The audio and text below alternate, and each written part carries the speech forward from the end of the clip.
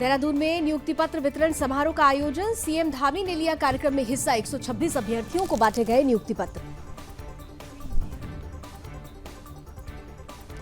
उत्तराखंड में 30 अप्रैल से शुरू होगी 4 धाम यात्रा। यात्रा को लेकर तैयारियों में जुटा विभाग।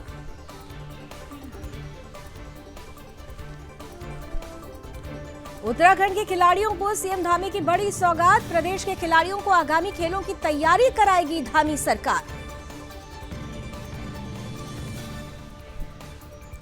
उत्तराखंड में बारिश का येलो अलर्ट जारी। कई इलाकों में तेज आंधी का भी अलर्ट। 28 फरवरी को भी बारिश के आसार। खटीमा में आयोजित सम्मान समारोह कार्यक्रम में सीएम धामी ने लिया हिस्सा। 337 लाख से ज्यादा की कार्य परियोजनाओं का किया शिलान्यास। उत्तराखंड में वनाग्नि की घटनाओं की रोकथाम को लेकर वन विभाग ने पूरी की तैयारी। जंगलों में लगने वाली आग को लेकर प्रदेश सरकार को हर साल भुगतना पड़ता है बड़ा नुकसान। उत्तराखंड में आगामी त्योहारों को लेकर प्रशासन ने कसी कमर। त्योहारी सीजन में मिठाइयों में मिलावट करने वालों पर रखा जाएगा खासा ध्यान। दिनेशपुर में जिहादी युवक ने की भगवान भोलेनाथ के खिलाफ आपत्तिजनक टिप्पणी। टिप्पणी को लेकर हिंदू संगठनों में और कांवड़ियों में गुस्सा। नई टिहरी में राज्य आपदा उपाध्यक्ष विनय रोहेला ने की आपदा विभाग अधिकारियों के साथ बैठक। ग्रामीणों में चल रहे कामों की समीक्षा करने और जल्द काम पूरा कराने के दिए निर्देश। और बागेश्वर में इलाज के दौरान हुई गर्भवती महिला की मौत के बाद एक्शन में डीएम। डॉक्टरों की जांच के लिए बनाई गई टीम।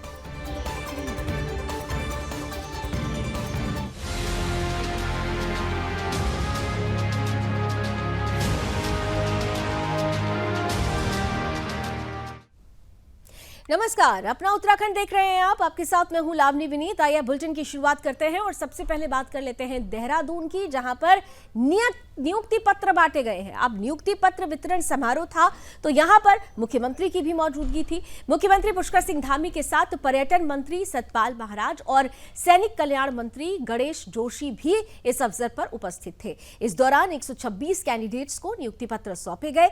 इस दौरान सीएम धामी ने सभी को बधाई देते हुए कहा कि ये नियुक्ति पत्र आपके जीवन में नया अध्याय लेकर आए हैं। आज से आपके जीवन में एक नई शुरुआत हो रही है। मुझे उम्मीद है कि आप सभी गांव के विकास में अहम योगदान देंगे। दरअसल उत्तराखंड में युवाओं को नौकरियां दिलाने में सीएम धामी लगातार रिकॉर्ड बना रहे हैं। पिछले 3.5 सालों में 20,000 से ज्यादा युवाओं को सरकारी नौकरियां मिल चुकी हैं।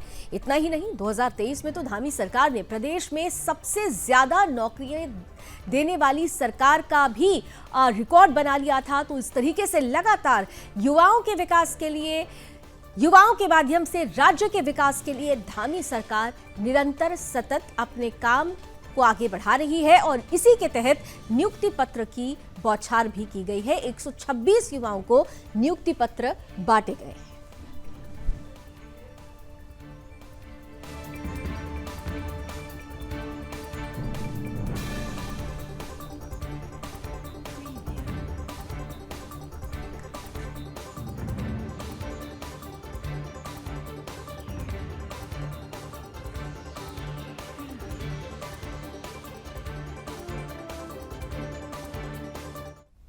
तो देवभूमि उत्तराखंड से जुड़ी हुई खबर और खास तौर से नियुक्ति पत्र से जुड़ी हुई खबर हम आपको आगे भी बताएंगे, लेकिन उससे पहले आपको अब उत्तर प्रदेश दरअसल ये चलना चाहते हैं, जहां पर तीर्थराज प्रयागराज में आज महाकुंभ की औपचारिक समापन की घोषणा मुख्यमंत्री आगे भी बढ़ाए। यहाँ पर तो आप कर ही रहे हैं। देखिए, किसी को ज्योति दे देना, नेत्र की ज्योति किसी को मिल जाए, इससे बढ़कर के कार्य को दूसरा है ही। जिसके पास नेत्र की ज्योति नहीं, उसके लिए दुनिया का वैभव, दुनिया का शांति या सौहार्द उसके लिए कोई मायने नहीं रखता। और किसी की नेत्र ज्योति को वापस ला के दे देना, ये उसको एक नया जीवन देना है। और कभी सीतापुर आई हॉस्पिटल इस कार्य को करता था। उत्तर प्रदेश के अंदर सीतापुर से कार्यक्रम प्रारंभ हुआ था। उस समय तकनीक पुरानी थी, लेकिन वे लोग बड़े पैमाने पे नेत्रों की जांच करते थे, मोतियाबिंद का ऑपरेशन करते थे, चश्मा उपलब्ध करवाते थे। उस समय लेंस प्रत्यारोपण नहीं होता था, बल्कि ये टाँके से ऑपरेशन करते थे, लेकिन बहुत अच्छा काम होता था, बहुत सारे लोगों को नई ड्यूटी मिलती थी। और अब तो नई तकनीक आ चुकी है। इस नई तकनीक में मैं भी पूरे यहाँ पर नेत्र कुंभों में घूमा हूँ, देखा हूँ, बहुत अद्भुत काम हुआ है, अच्छा कार्य हुआ है। माँ गंगा आपकी कामनाओं को पूर्ण करे, आपको अपना कृपा बरसाएं। जिन लोगों को नेत्र ज्योति दी है, चश्मा दिया है, जिन लोगों के ऑपरेशन होंगे, मुझे विश्वास है कि आने वाले समय में उनके आशीर्वाद से सक्षम और भी सक्षम होकर के कई गुना अपने इस अभियान को आगे बढ़ाएगा। इस पूरे कार्यक्रम के प्रति मेरी मंगलमय शुभकामनाएं हैं। प्रयागराज कुंभ के आयोजन में एक नई पुष्प मणि को जोड़ने का काम नेत्र कुंभ ने किया और ये सचमुच अभिनंदन का पात्र है। मैं सक्षम के प्रति और आप सब के प्रति मैं हृदय से अभिनंदन भी करता हूं और अपनी शुभकामनाएं भी देता हूं। तो प्रयागराज से सीधी तस्वीरें आप देख रहे थे, जहां पर उत्तर प्रदेश के मुख्यमंत्री योगी आदित्यनाथ की मौजूदगी नेत्र कुंभ में थी। और चलिए अब एक बार फिर से वापस लौटते हैं देवभूमि उत्तराखंड, जहां पर हम बात कर रहे थे कि किस तरीके से उत्तराखंड के युवाओं को रोजगार से जोड़कर धामी सरकार विकास के नए नए परचम लहरा रही है। 126 लोगों को नियुक्ति पत्र वितरित किए गए हैं और इन नियुक्ति पत्रों के माध्यम से उन युवाओं को रोजगार दिया जा रहा है जो राज्य के विकास में अपना महत्वपूर्ण योगदान देंगे।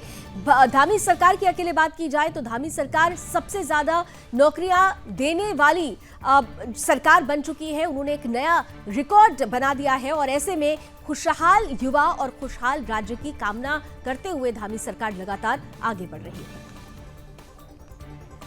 पीढ़ियों की धरोहर की रक्षा की गारंटी है, उसको सुरक्षित रखने का कानून है।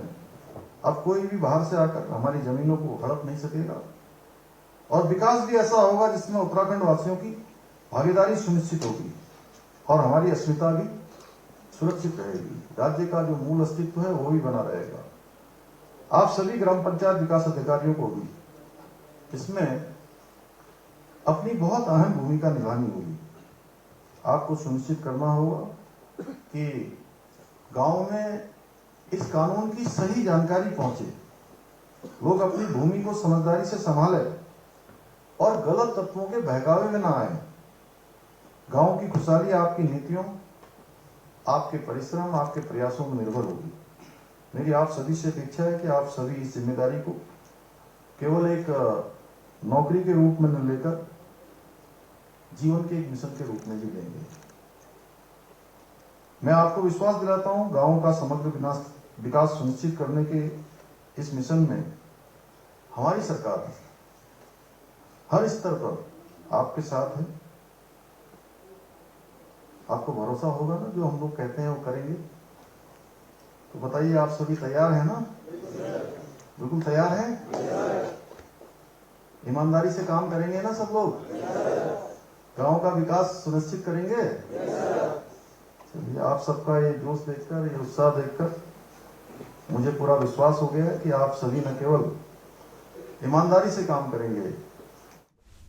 तो ईमानदारी से काम करने की उम्मीद करते हुए नियुक्ति पत्र बांटे गए हैं मुख्यमंत्री की तरफ से। और इधर उत्तराखंड की अर्थव्यवस्था में पिछले साल की तुलना में इस बार भारी बढ़ोतरी देखने को मिली है, जिसका एक बड़ा कारण मछली पालन को माना जा रहा है। दरअसल मछली पालन के चलते इस बार प्रदेश की अर्थव्यवस्था को लगभग 9.39% यानी लगभग 9.5% का फायदा हुआ है। उत्तराखंड के गठन के बाद पहली बार मछली पालन से इतना फायदा राज्य सरकार को मिला है। इसे लेकर मत्स्य पालन मंत्री सौरभ बहुगुणा ने कहा कि उत्तराखंड के पर्वतीय, दुर्गम और दूरस्थ क्षेत्रों के लिए अगर रोजगार का कोई बेहतर साधन हो सकता है तो वो मछली पालन, दूध से जुड़े हुए का खेती यानी डेयरी और खेती, हॉर्टिकल्चर और पशुपालन सेक्टर ही है। इस बार राज्य की अर्थव्यवस्था में 9.5% का योगदान देते हुए मछली पालन तीसरा सबसे तेजी से बढ़ने वाला सेक्टर बन गया है।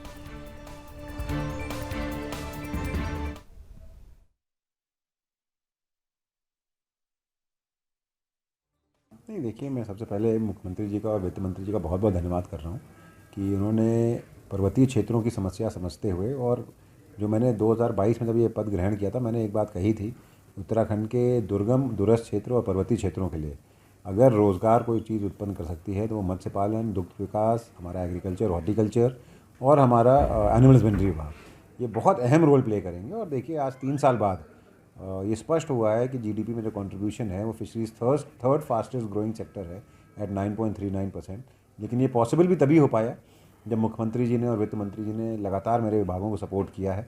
और जो भी प्रपोजल्स हम उनके पास लेके गए उन प्रपोजलों को स्वीकृति मिली। पहली बार उत्तराखंड में फिशरीज़ को लेकर कभी भी कोई पॉलिसी नहीं थी स्टेट की। हमने इस सरकार में फिशरीज़ की मुख्यमंत्री मत्स्य संपदा योजना की पॉलिसी बनाई, जिसमें हमने पहली बार मातृशक्ति को फिशरी से जोड़ने के लिए 50% सब्सिडी दी, जो प्रधानमंत्री मत्स्य संपदा योजना का एक क्लॉज नहीं है। हमारे यहाँ एक पर्वतीय प्रदेश है, आपदा प्रदेश है, रेनफॉल होती है, हेवी लैंडस्लाइड्स होती हैं, अर्थक्वेक आते हैं। तो जितने भी लोग हमारे फिशरीज़ के साथ जुड़े थे, जो अपने रेसवेज बनाते थे, ट्राउट के रेसवेज बनते थे, हमारे इंफ्रास्ट्रक्चर बनता था पर्वतीय क्षेत्रों में, जब वो टूट जाता था तो उसको इंश्योरेंस स्कीम देने का कोई पैसा का प्रावधान पहले नहीं था। लेकिन मुख्यमंत्री मत्स्य संपदा योजना में हमने 90-10 के रेशियो पे अपने इंश्योर करने का काम किया है अपने फार्मर्स को। और मैं धन्यवाद दूंगा इस बार भी वित्त मंत्री जी को, मुख्यमंत्री जी को, कि उन्होंने हमारे यहाँ लगभग 290 करोड़ का बजट इस बार स्वीकृत किया, जो कंपेयर टू लास्ट ईयर 71% ज़्यादा है फिशरीज़ में। जो हमारा एनिमल हस्बेंड्री विभाग है, जो लगातार प्रदेश में और दुर्गम गाँवों में लोगों को रोज़गार से जोड़ने का काम कर रहा है, उसका बजट 508 करोड़ है, लगभग सेम एज़ लास्ट ईयर ही है। और जो हमारा गौ सदन है, देखिए उत्तराखंड में बहुत बड़ी समस्याएं हैं कि जो निराश्रित गौवंश को लेकर हर बार सदन में भी बात उठती है। उत्तराखंड के किसानों की भी समस्या है और लोगों की एक्सीडेंट्स भी होती निराश्रित गौवंश की वजह से होता है। हमने निवेदन किया था कि हमारे गौ सदनों को और स्ट्रेंथन करना है। तो लगातार कोशिश यही है कि इन तीनों विभागों के माध्यम से अच्छा काम हो, लोगों को रोज़गार से जोड़ा जा सके और जो पलायन का दर्द उत्तराखंड के पर्वतीय क्षेत्र झेल रहे हैं उसको दूर किया जा सके। और इधर उत्तराखंड एसटीएफ को बड़ी सफलता हासिल हुई है। मनी लॉन्ड्रिंग में फंसाने की धमकी देकर पीड़ित को 18 दिनों तक डिजिटल अरेस्ट करने वाले गिरोह के सरगना को पुलिस ने गिरफ्तार कर लिया है। दरअसल आरोपी को एसटीएफ ने पड़ोसी राज्य यूपी के आगरा से गिरफ्तार किया। इस गिरोह ने पीड़ित को अपने झांसे में लेने के लिए स्काइप ऐप पर ही आरबीआई सीबीआई के नाम पर नोटिस देकर 47 लाख रुपए हड़प लिए थे।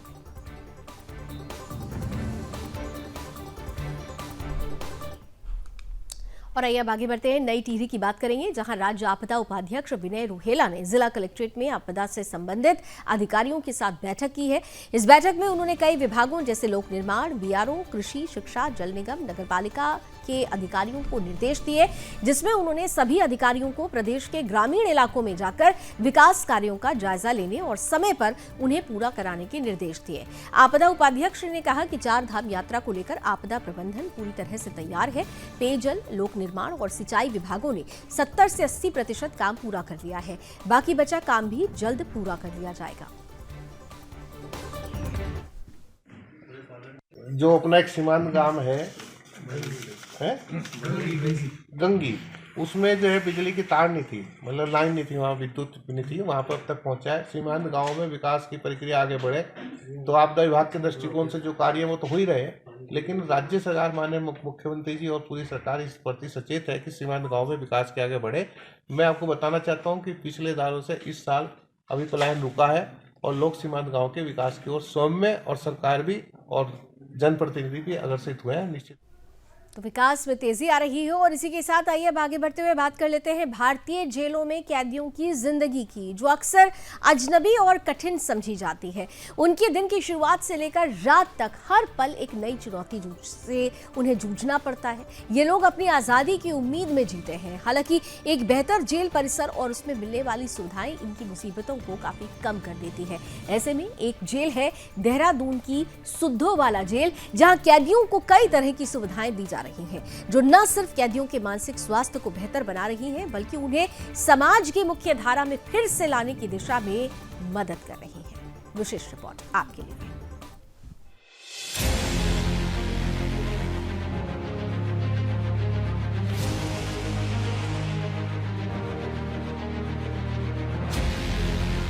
उत्तराखंड की राजधानी देहरादून में स्थित सुद्धोवाला जेल न केवल अपनी सुरक्षा व्यवस्था के लिए प्रसिद्ध है, बल्कि यहाँ की सुधारात्मक प्रक्रिया भी बेहद चर्चित है। यह जेल एक ऐसी जगह है जहाँ कैदियों को अपनी गलतियों से सीखने का मौका दिया जाता है और उन्हें समाज में एक नए जीवन की शुरुआत करने का अवसर मिलता है। सबसे पहले जानना चाहूँगा किस तरीके से सुबह की शुरुआत होती है जेल में? एक व्यस्त शेड्यूल है, पूरी दिनचर्या बहुत व्यस्त है। सुबह 6 बजे से हमारी शुरुआत होती है। पहले कैदियों की अनलॉकिंग, जो जेल का सबसे महत्वपूर्ण ज़रूरी काम है कि हमारे कैदी की काउंटिंग सही है। सुबह अनलॉकिंग होती है। अनलॉकिंग के बाद देन प्रार्थना का गायन होता है एक। उसके बाद जो है फिर सुबह ब्रेकफास्ट डिस्ट्रीब्यूशन शुरू होता है 7 साढ़े 7 पे। फिर जिन कैदियों को आज कोर्ट जाना है उनकी तैयारी शुरू हो जाती है 9 साढ़े 9 से। वो लोग कोर्ट जाना शुरू हो जाते हैं, 10:30 तक कोर्ट जाते हैं। फिर 11 बजे से जो विजिटर्स लोग हैं वो मिलने के लिए आना शुरू हो जाते हैं। 11 से लेकर 2-2:30 बजे तक वो विजिटर्स की मुलाकात चलती हैं 2 बैचेज में, और 2:30 बजे करीब ये विजिटर मुलाकात से फ्री होते हैं।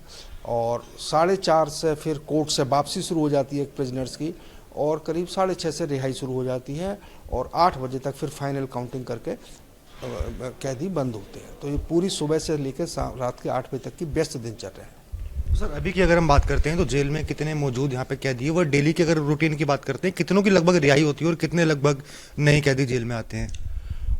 औसतन अभी इस समय 1120 के आसपास कैदी हमारे पास हैं। औसतन 8 और 10 प्रतिदिन नए आते हैं, 8 से 10 प्रतिदिन नए छूटते हैं।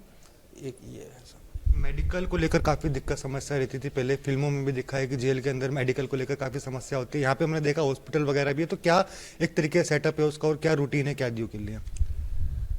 मेरा आपसे अनुरोध रहेगा ना कि पहले के परिप्रेक्ष्य में कारागार को ना देखा जाए, आपने भी देखा है, और फिल्मों के परिप्रेक्ष्य में ना देखा जाए, आपने स्वयं जाके देखा है।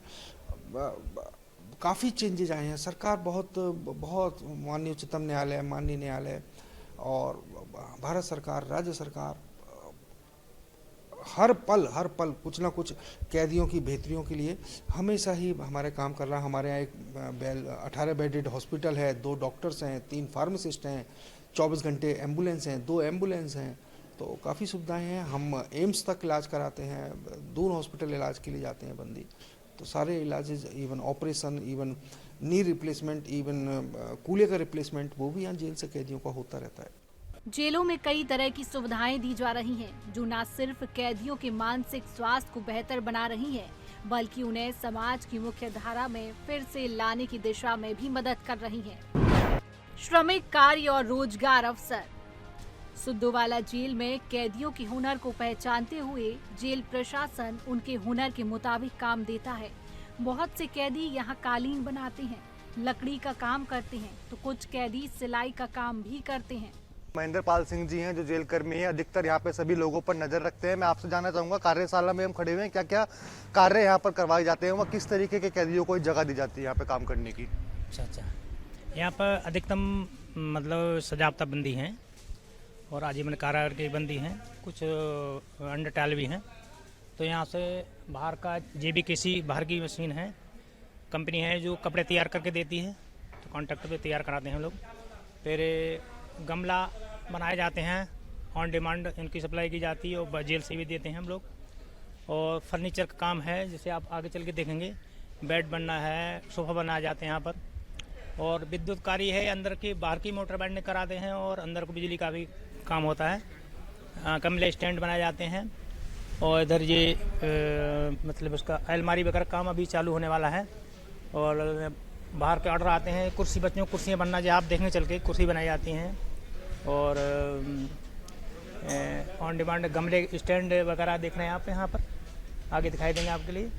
और फर्नीचर वगैरह आगे चल के देखेंगे, फर्नीचर वगैरह भी है जो बंदियों द्वारा तैयार किया जाता है, आगे चल के देखें आप उस बात। तो किस तरीके से आप लोग इनको ट्रेनिंग देते हैं या उसका एक तरीके से सुझाव देखते हैं कि उसको ये चीज़ पसंद है, इस काम में रुचि है, इस हिसाब से उसको काम दिया जाता है? हाँ, कुछ लोग बंदी ऐसे होते हैं जिनको रुचि होती है, उन्हें कराया जाता है। और कुछ सीखने के इच्छुक हैं तो उन्हें बाहर ट्रेनर भी आते हैं, वो सिखाया जाए। जैसे JBKC काम चल रहा है, आप देखेंगे ऊपर सिलाई काम चल रहा है, तो बाहर ट्रेनर आए, उन्हें सिखाया। कुछ हमारे यहाँ भी जो कैदी होते हैं बाहर सीखे हुए होते हैं, तो वो काम करते हैं, उनके द्वारा सिखाया जाता है। कार्यशाला है, यहाँ पर एक तरीके से सिलाई का कार्य जो है वो किया जाता है। सबसे ज़्यादा शर्ट यहाँ पर जो है वो इनके द्वारा यहाँ पे बनाई जा रही है, क्योंकि तैयार शर्ट का भी इन्होंने कहा है कि अभी आपको दिखाएंगे। तो कुछ तरीके से जेल के अंदर भी कैदियों को बिजी रखने के लिए उनका शेड्यूल, ध्यान कहीं और ना भटके, तो उसमें काम भी जो है वो कैदियों को लगातार यहाँ पे सिखाया जाता है। तो कितनी शर्ट एक दिन में तैयार हो जाती है?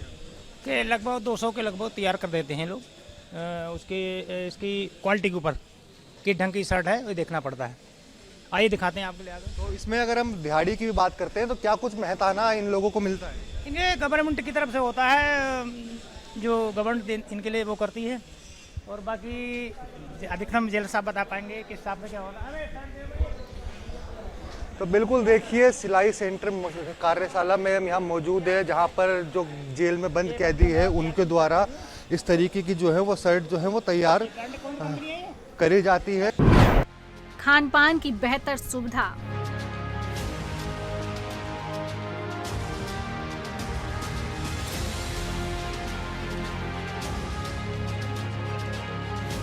समय हम मौजूद हैं दून जेल बेकर्स, यानी कि जो सिद्धू वाला जेल है इसके अंदर एक बेकरी भी है। यहाँ पर तमाम तरीके के जो उत्पादन है वो तैयार किए जाते हैं, व्यंजन, और इसकी क्या किस तरीके से तैयार होते हैं, क्या कुछ तैयार होते हैं, इसकी जानकारी देंगे हमें मोहित कुमार, यहाँ के जेल कर्मी हैं, इनसे हम ज़्यादा जानेंगे। मोहित जी, क्या कुछ बेकरी में बनाया जाता है, वो कितना समय लगता है, विशेष क्या आइटम है आपके यहाँ? हमारे यहाँ सर बिस्किट बनाए जाते हैं, सौंफ रस्क, ब्रेड और बेकरी से संबंधित सारे आइटम बनाए जाते हैं, वो चाहे केक हो, पेस्ट्री हो, पेटीज हो, ब्रेड है, सौंफ रस है, तरह तरह के बिस्किट हैं, जिसमें तरीके से ये बिस्किट भी यहाँ पर जो है वो तैयार किए जा रहे हैं। साफ आप देख सकते होंगे तस्वीरों में। सुदर्शन न्यूज़ आज आपको सिद्धू वाला जेल का जो है वो भ्रमण करवा रहा है। इस तरीके से जो है ये बिस्किट के पैकेट जो है यहाँ पर तैयार किए जाते हैं। इनकी सप्लाई कहाँ कहाँ करी जाती है? सर वैसे तो डिमांड के ऊपर डिपेंड करता है, जो भी चाहे खरीद सकता है। बाहर भी हमारे दुकान पे बिस्किट जाते हैं और अंदर कैदी लोग खरीदते हैं, जिससे इन बंदियों को सिखाया जा रहा है, जिससे बाहर जाके कोई गलत काम ना करे और इनको कार्य में कुशल बनाया जा रहा है। कैसे पहचान करते हैं आप इंसानों को कि वो इस काम में ज़्यादा रुचि दिखा रहा है, उसको बेकरी में लगाएं या किसी और चीज़ में? कुछ लोग तो पहले से ही इसमें काम कर चुके होते हैं और कुछ लोग जो रुचि दिखाते हैं उनको यहाँ पे कार्य के लिए बुला लिया जाता है। कीमत क्या होती है एक बिस्किट के पैकेट की? है सर ये 300 ग्राम का पैकेट है, लगभग 70 रुपये का है, और ड्राई फ्रूट वाला बिस्किट है सर। बिल्कुल देखिए, ड्राई फ्रूट वाला बिस्किट है। कीमत भी इसकी बहुत जो है वो सस्ती बताई जा रही है, 70 रुपये का है और इसका वेट है 300 ग्राम का। तो इसके बिस्किट बन रहे हैं यहाँ पे, बन रहे हैं। मानसिक और शारीरिक स्वास्थ्य का विशेष ध्यान, कैदियों के लिए चिकित्सा सुविधाएं भी बेहतर की जा रही हैं। जेल में अलग से चिकित्सालय बनाया गया है, जहां कैदियों को बेहतर इलाज दिया जाता है। इसके साथ ही कैदियों के मानसिक स्वास्थ्य का भी उतना ही ख्याल रखा जाता है। कारागार में एक पीसीओ बनाया गया है, जिससे कैदी अपने परिवारजनों से बात कर सकते हैं, जिससे उनके मानसिक तनाव में कमी आती है। अपनों से मुलाकात, जेल की कठोर दीवारों के पीछे बंद कैदियों का जीवन सिर्फ सजा तक सीमित नहीं होता, उनके दिलों में अपनों से मिलने की चाहत भी रहती है, जिसके लिए भी सिद्धूवाला जेल में खास ख्याल रखा गया है। आज हम आपको दिखाएंगे कैसे जेल में बंद कैदी अपने परिवार और दोस्तों से मिलते हैं और इन मुलाकातों का उनके जीवन पर क्या असर पड़ता है। मेरे ठीक पीछे आप इस समय देख सकते होंगे सिद्धूवाला जेल के अंदर ये मुलाकात घर है। जो भी कैदी अंदर बंद होते हैं उसके रिश्तेदार, दोस्त एवं परिजन जो है वे यहाँ पर मिलने आ सकते हैं, जिसके लिए समय जो है वो दिन में 2 बार रखा गया है। पहली मुलाकात जो है वो सुबह 11 बजे होती है, फिर दूसरी मुलाकात जो है वो 1 बजे होती है। हफ्ते में 2 दिन जो है बंदी अपने परिवारजनों से जो है वो मुलाकात कर सकते हैं। और इसके अलावा हफ्ते में 5 दिन जो है वो डेली रोजाना 5 मिनट जो है वो फ़ोन पर पीसीओ के माध्यम से जो है वो अपने घर में परिजनों से, जिसका नंबर वो यहाँ पर रजिस्टर्ड करवाएंगे, उससे बातचीत कर सकते हैं। तो एक तरीके से सुविधाजनक जो है अंदर सुविधाएं जेल के अंदर चल रही है। सभी कैदियों को हमने देखा है वो काम भी कर रहे हैं और एक तरीके से अपनी बातचीत भी कर रहे हैं। जेल में परिवार से मिलने की प्रक्रिया सख्त सुरक्षा जांच के बाद होती है, लेकिन इन मुलाकातों की अहमियत किसी भी शब्द से परे होती है। यह वो पल होते हैं जब कैदी अपने परिवार से मिलकर अपनी भावनाओं को साझा करते हैं और एक बार फिर से जीवन की उम्मीद महसूस करते हैं। यहाँ अच्छा रिकॉर्ड रखने वाले कैदियों को कुछ दूरी तक जाकर काम करने की इजाजत भी दी जाती है। जेल को सुधारीकरण कहने के अभिप्राय को सिद्धूवाला जेल भली भांति पूरा करती है, जहां कैदियों को एक जानवर या सिर्फ गुनहगार नहीं बल्कि आने वाले समाज के लिए बेहतर इंसान बनाते हुए किया जाता है, ताकि वो रिहा होकर फिर उस जुर्म की गंदगी में ना घुसे। Bureau report, Sudarshan news.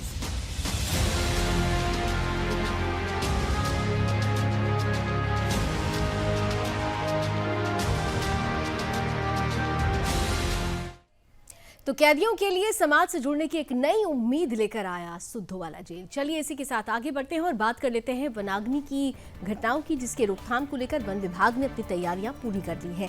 तैयारियों को लेकर प्रमुख वन संरक्षक डॉक्टर धनंजय मोहन ने जानकारी दी है, जिसमें उन्होंने बताया कि प्रदेश में 15 फरवरी से फायर सीजन शुरू हो चुका है। विभाग की ओर से नवंबर से ही जागरूकता कार्यक्रम चलाया जा रहा है। विभाग की ओर से अब तक 4800 जागरूकता कार्यक्रम शुरू किए गए।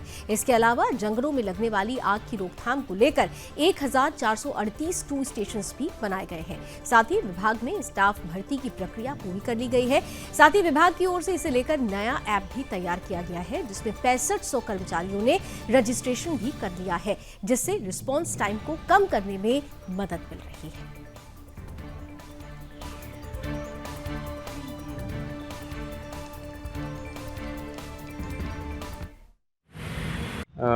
विभाग की पूरी तैयारी है और हम लोगों ने जो भी तैयारियां होती हैं हमारी अवेयरनेस ड्राइव्स बहुत करी हैं इस साल हम लोगों ने नवंबर से ही, और इसके बाद अभी फायर सीज़न शुरू हो गया है तो हमारे जो फायर वॉचर्स हैं उनको हम इंगेज कर रहे हैं और हमारे क्रूज स्टेशन सब मुस्तैद हैं।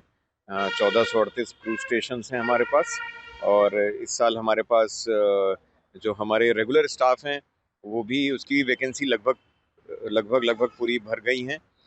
तो इसलिए हमारे पास वर्कफोर्स पूरी है, जिससे कि हम पूरी तरह से तैयार हैं। साथ ही हम लोगों ने इस बार नया ऐप शुरू किया है फॉरेस्ट फायर पे। अभी तक हमारा सारा काम मैनुअल चलता था, इसका रिपोर्टिंग का भी, कंट्रोल का भी। अब ये सारी चीज़ें ऐप के माध्यम से कर रहे हैं और हमारे 6500 कर्मी ऑलरेडी इस ऐप में रजिस्टर हो गए हैं और उसका इस्तेमाल कर रहे हैं पिछले करीब 1 महीने से, जिससे हमें आग की सूचना भी जल्दी मिल रही है और इस तक पहुंचने में हमें रिस्पांस टाइम कम हो रहा है, जिसके कारण आग की जो भी विभीषिका है वो कहीं कम हो रही है पिछले सालों के मुकाबले। तो इस तरह से हम हर तरह से तैयार हैं इस साल। तो वनाग्नि को लेकर क्यूआरटी यानी क्विक रिस्पांस टाइम जो है वो बैलेंस हो गया है और घटनाओं को रोकने में मदद मिल रही है। चलिए इसी के साथ अपना उत्तराखंड में अभी बस इतना ही। देश और दुनिया की तमाम खबरों के लिए आप जुड़े रहिए सुदर्शन न्यूज के साथ। जय हिंद।